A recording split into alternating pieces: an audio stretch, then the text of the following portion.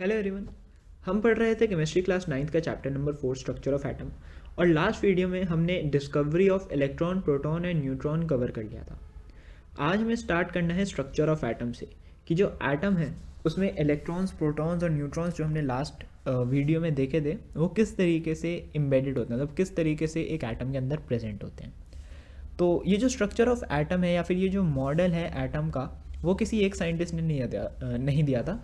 बहुत सारी थ्योरीज आई थी, मतलब पहले एक आई, फिर वो गलत साबित हुई, दूसरी आई, फिर वो गलत साबित हुई, तीसरी आई। तो इसी तरीके से हमें पहले गलत वाली पढ़नी है और फिर एक एक करके हम सही वाली पे पहुँचेंगे।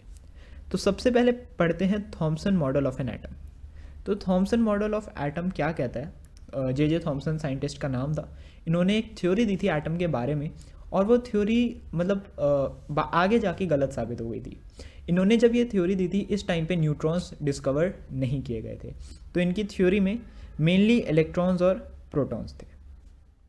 सो स्टार्ट करते हैं इनकी थ्योरी का, मतलब इनका जो मॉडल था उसका फर्स्ट पॉइंट ये था कि an atom consist of sphere of positive charge with negative charge electrons embedded in it. मतलब इन्होंने सिर्फ इलेक्ट्रॉन्स या मतलब नेगेटिव चार्ज को देखा है, पॉजिटिव चार्ज जो है, न्यूट्रॉन जो है, मतलब न्यूट्रल चार्ज, पॉजिटिव चार्ज, ये इन्होंने नहीं लिया।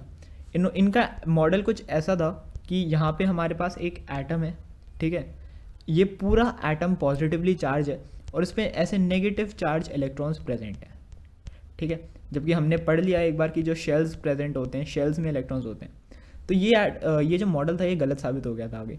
इनके मॉडल को हम वाटरमेलन मॉडल या क्रिसमस पुडिंग मॉडल भी कहते हैं, ठीक है। जैसे वाटरमेलन में सीड्स अटैच होते हैं, उसी तरीके से इनका मॉडल था।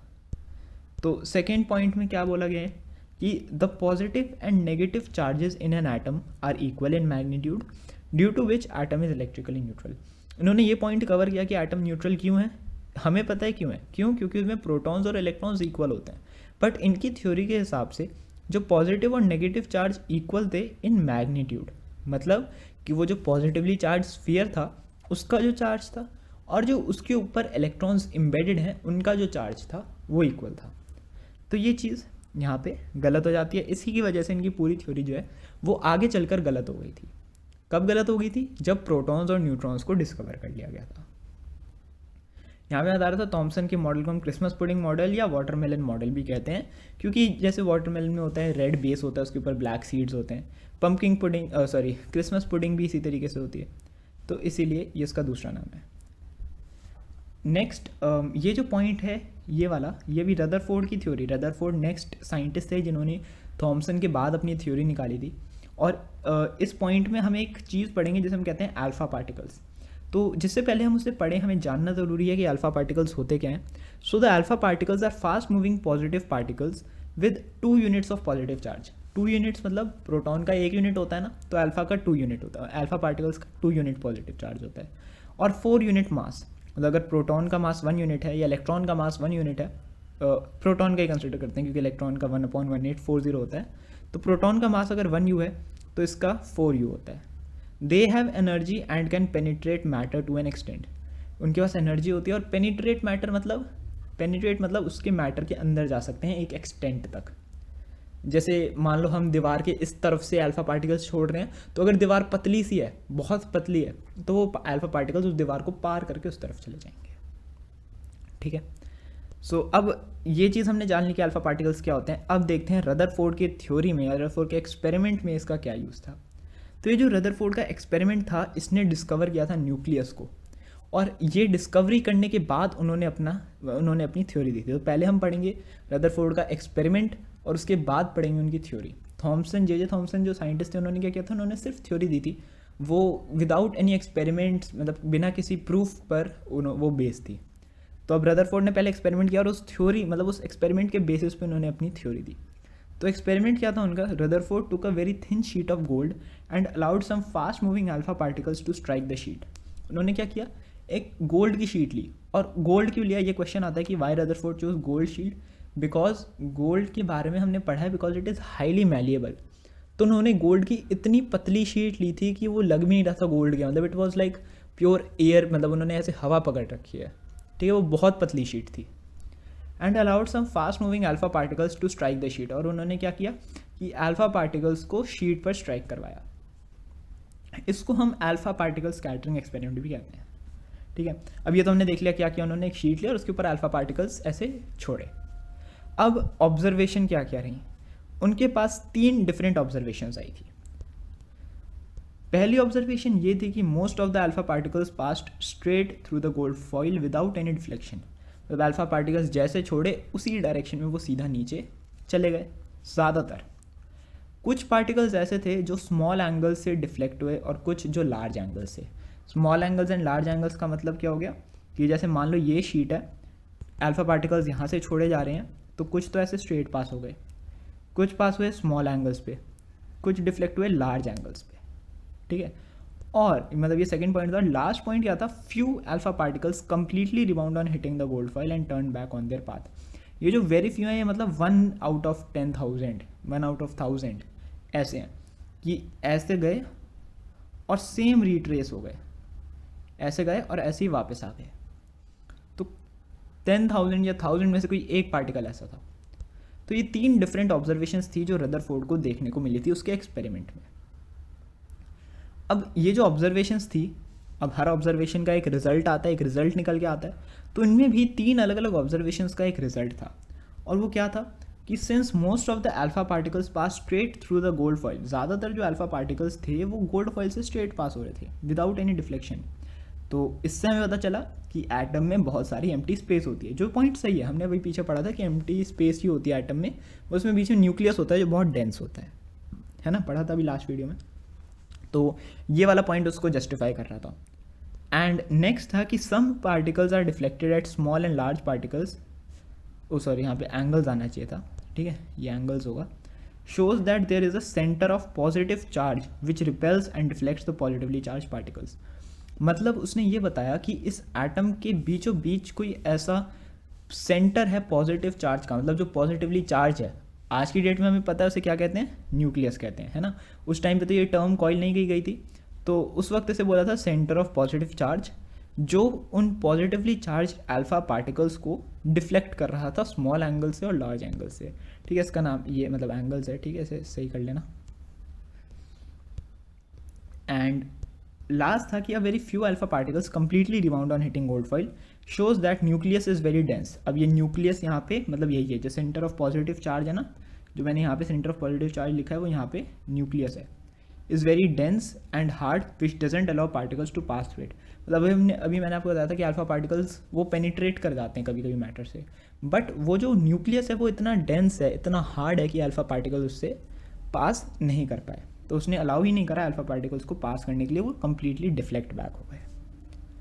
ठीक है, तो ये 3 ऑब्जर्वेशंस थी। और ये जो रदरफोर्ड की थ्योरी थी ये बहुत ज़्यादा एक्सटेंट तक एकदम सही थी, बट आगे चलकर ये भी गलत हो गई। ठीक है, अब ये गलत कहाँ पे हुई वो हम अभी देखते हैं।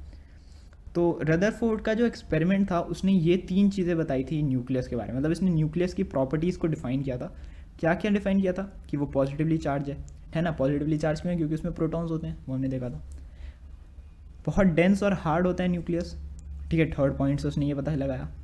और nucleus of atom is very small as compare to size of atom. ये उसने कैसे पता लगाया, because most of the alpha particles pass straight through the foil. ज़्यादातर तो सीधे निकल गए थे, बस कुछ ही तो थे जो डिफ्लेक्ट हुए थे या कंप्लीटली रिबाउंड हुए थे।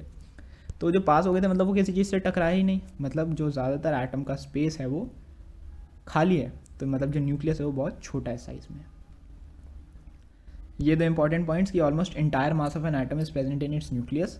जो इंटायर मास होता है एटम का वो उसके न्यूक्लियस में प्रेजेंट होता है। और प्रोटॉन्स और न्यूट्रॉन्स को हम मिलाकर न्यूक्लियॉन्स कहते हैं। ये एक इंपॉर्टेंट वन वर्ड में आ सकता है कि what are protons and neutrons collectively called, so they are called nucleons. Next आते हैं रदरफोर्ड के मॉडल पे। अब उन्होंने थ्योरी तो दी, एक्सपेरिमेंट तो कर लिया, बट अब उनकी थ्योरी क्या थी इस एक्सपेरिमेंट से। सो उन्होंने बताया कि an atom consist of a positively charge dense and very small nucleus containing all the protons and neutrons. Atom में एक न्यूक्लियस होता है बहुत ही डेंस, बहुत ही हार्ड, जिसके अंदर प्रोटॉन्स और न्यूट्रॉन्स प्रेजेंट होते हैं। अब ये जो न्यूक्लियस है ये सराउंडेड होता है नेगेटिवली चार्ज इलेक्ट्रॉन्स से। ठीक है, and these electrons revolve around the nucleus in circular paths called orbit. Very important point कि जो इलेक्ट्रॉन्स होते हैं, थॉमसन ने क्या बताया था कि इलेक्ट्रॉन्स गड़े हुए होते हैं, उसमें एम्बेडेड होते हैं, बट यहाँ पे कम्प्लीटली चेंज हो जाता है। और ये सही है कि जो इलेक्ट्रॉन्स है वो सर्कुलर पाथ्स में होते हैं ऑर्बिट्स में। और वो वहाँ पे मूव कर रहे होते हैं, रिवॉल्व कर रहे होते हैं बहुत ही हाई स्पीड पे। और third, the electrostatic attraction between the positively charge nucleus and negative charge electrons hold the atom together. Positive और नेगेटिव चार्जेस एक दूसरे को अट्रैक्ट करते हैं ना, तो इसी तरीके से इलेक्ट्रॉन्स और न्यूक्लियस जो पॉजिटिवली चार्ज है उनके बीच में एक फोर्स ऑफ अट्रैक्शन होता है जो एक एटम को बाउंड रखता है टुगेदर, मतलब अपने एक डेफिनेट साइज में, एक डेफिनेट शेप में उसको रखता है। And overall an atom is electrically neutral because the number of electrons and protons in an atom is equal, क्योंकि इलेक्ट्रॉन्स और प्रोटॉन्स एक एटम में इक्वल रहते हैं। And most of the atom is empty space, ये उन्होंने mention कर दिया लास्ट में पॉइंट कि ज़्यादातर का जो एटम का जो स्पेस है वो एम्प्टी है, ठीक है, मेन उसमें बस न्यूक्लियस का साइज है। अब यहाँ पे इसकी जो रदरफोर्ड की थ्योरी थी ये यहाँ पे फिनिश हो जाती है। अब यहाँ पे ये काफ़ी टाइम तक चली, सही मानी गई, बट फिर इस पे क्वेश्चन रेज हुआ कि जो हमने यहाँ पे पॉइंट पढ़ा है कि जो न्यूक्लियस है वो पॉजिटिवली चार्ज है, वो इलेक्ट्रॉन्स को अपनी तरफ अट्रैक्ट करता है। तो देखो, जब भी कोई चीज़ सर्कुलर ऑर्बिट्स में रिवॉल्व करती है तो वो एक टाइम पे जाके थक जाती है, कोलैप्स हो जाती है। फॉर एन एग्जाम्पल, आप मान लो आपके रूम में एक चेयर रखी है और आप उस चेयर को ऐसे पकड़ के उसके अराउंड घूम रहे हो, तो क्या आप कंटिन्यूसली घूमते रहोगे? नहीं ना। जब आप रिवॉल्व करोगे तो आपकी एनर्जी लूज़ होगी और धीरे धीरे करके क्या होगा कि आप थक जाओगे। आप वहाँ चेयर पे जाके बैठ जाओगे, ठीक है, जिस चेयर के अराउंड आप घूम रहे थे आप उस पर बैठ जाओगे। तो सेम चीज़ इलेक्ट्रॉन्स और न्यूक्लियस के साथ क्यों नहीं होती भाई? होना क्या चाहिए था? होना ये चाहिए था कि मान लो यहाँ पे न्यूक्लियस है, ये एटम के अंदर, ये पूरा एटम है, यहाँ पे न्यूक्लियस है। तो इलेक्ट्रॉन्स अगर ऐसे रिवॉल्व कर रहे हैं तो एक टाइम आएगा कि वो अपनी एनर्जी धीरे धीरे लूज़ करके छोटे छोटे ऑर्बिट्स में जाएंगे और यहाँ पे फाइनली जाके टकरा जाएंगे। ऐसा होना चाहिए था ना। मान लो मैं इसे ऐसे बता देता हूँ, ये जो ब्लू कलर का है आपका इलेक्ट्रॉन है, ये ब्लू कलर का इलेक्ट्रॉन आपका रिवॉल्व कर रहा है एटम के अराउंड।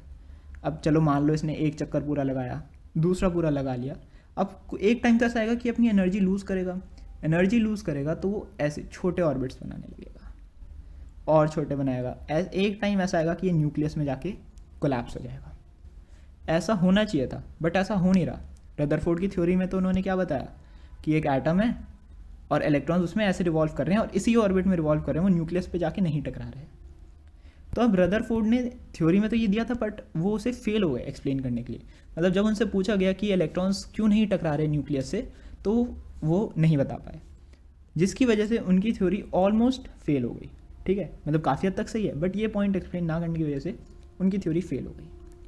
अब ये जो ड्रॉबैक था, ये हम अगर पढ़ें तो क्या होगा कि ड्रॉबैक ये था कि Rutherford model it doesn't explain the stability of an atom.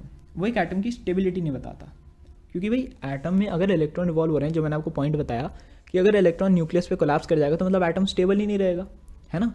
Electron nucleus में जाके टकरा जाएगा और वो स्टेबिलिटी अपनी लूज़ कर देगा।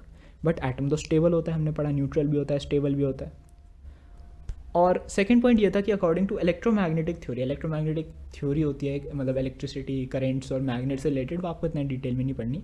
बस ये कहती ये है कि if a charge particle undergoes accelerated motion then it must radiate मतलब लूज एनर्जी। कि अगर एक चार्ज पार्टिकल एक्सेलरेटेड मोशन में मूव कर रहा है, एक्सेलरेटेड मोशन होता है यूनिफॉर्म सर्कुलर मोशन, एक्सेलरेटेड होता है, तो अगर वो एक्सेलरेटेड मोशन में मूव कर रहा है तो उसको एनर्जी लूज़ करनी चाहिए। So if an electron revolves it must lose energy, और लूज़ करेगा तो finally collapse into the nucleus. लेकिन और अगर वो न्यूक्लियस में कोलैप्स हो जाता है this would make it highly unstable. But ऐसा नहीं हो रहा था ना। क्यों नहीं हो रहा था? अब वो एक्सप्लेन किया था। ये पॉइंट समझ आ गया ड्रॉबैक का। क्या ड्रॉबैक था? कि वो उसे टकरा जाना चाहिए था इलेक्ट्रॉन को न्यूक्लियस में, बट वो नहीं टकरा रहा था, है ना, क्योंकि वो एटम तो स्टेबल था। तो रदरफोर्ड ने कहाँ पे क्या पॉइंट मेंशन नहीं किया, वो एक्सप्लेन किया था नील बोर ने। Niels Bohr explain the stability of an atom by giving a new arrangement of electrons in an atom. अब इसने रदरफोर्ड के मॉडल को ही थोड़ा सा मॉडिफाई करके उसको एकदम करेक्ट बना दिया था। इन्होंने कहा था कि the electrons revolve around the nucleus in only certain orbits, each orbit having a different radius. मतलब कि ऐसा नहीं है कि एटम के अराउंड सिर्फ एक ही शेल है। न्यूक्लियस का मॉडल, नील बोर का मॉडल हम नेक्स्ट क्लास में देखेंगे, नेक्स्ट वीडियो में। अभी के लिए बस इतना जान लेते हैं कि इनका कुछ ऐसा था कि अगर एटम है और ये अगर न्यूक्लियस है, तो यहाँ पे इन्होंने बताया था कि कुछ ऑर्बिट्स होते हैं, ठीक है, मान लो ये 2-3 ऑर्बिट्स मैंने बना दिए। अब इस हर ऑर्बिट के पास अपनी एक खुद की, हर एक शेल के पास अपनी खुद की एक एनर्जी लेवल होता है, जिस एनर्जी लेवल में वो इलेक्ट्रॉन्स मूव करते हैं। और अगर वो इलेक्ट्रॉन उसी एनर्जी शेल में मूव कर रहे हैं तो वो अपनी एनर्जी लूज़ नहीं करते। ये नील बोर की थ्योरी थी। When an electron is revolving in a particular orbit, जब वो एक पर्टिकुलर ऑर्बिट में मूव कर रहा है around the nucleus, the electron doesn't radiate energy. ठीक है, मतलब उस एक इलेक्ट्रॉन है, उसको एक फिक्स्ड ऑर्बिट दे रखा है और वो उसी ऑर्बिट में मूव कर रहा है, तो वो अपनी एनर्जी रेडिएट नहीं करता even after having an accelerated motion around the nucleus. भले ही वो एक्सेलरेटेड मोशन शो कर रहा है, भले ही उसको एनर्जी लूज़ करनी चाहिए थी, बट वो नहीं कर रहा। क्यों? क्योंकि वो एक पर्टिकुलर ऑर्बिट में मूव कर रहा है अराउंड द न्यूक्लियस। ठीक है, तो ये नील बोर की मतलब करेक्शन थी जो रदरफोर्ड के मॉडल में उन्होंने की थी। अब जो एग्जैक्ट क्या था बोर का मॉडल था वो उन्होंने बदल दिया था। ठीक है, रदरफोर्ड के मॉडल को ही मॉडिफाई करके उन्होंने खुद का एक मॉडल दिया था जो कम्प्लीटली सही था। ठीक है, और वो मॉडल हम नेक्स्ट वीडियो में स्टार्ट करेंगे। अभी के लिए सिर्फ रदरफोर्ड का मॉडल हमने पढ़ लिया। ठीक है, उसके थॉमसन का मॉडल पढ़ लिया, रदरफोर्ड की ड्रॉबैक पढ़ लिए और फिर उसकी एक्सप्लेनेशन पढ़ ली। नेक्स्ट वीडियो में हम बोर का मॉडल स्टार्ट करेंगे कि बोर ने क्या मॉडल दिया था एटम का रदरफोर्ड की थ्योरी को सही करके। ठीक है।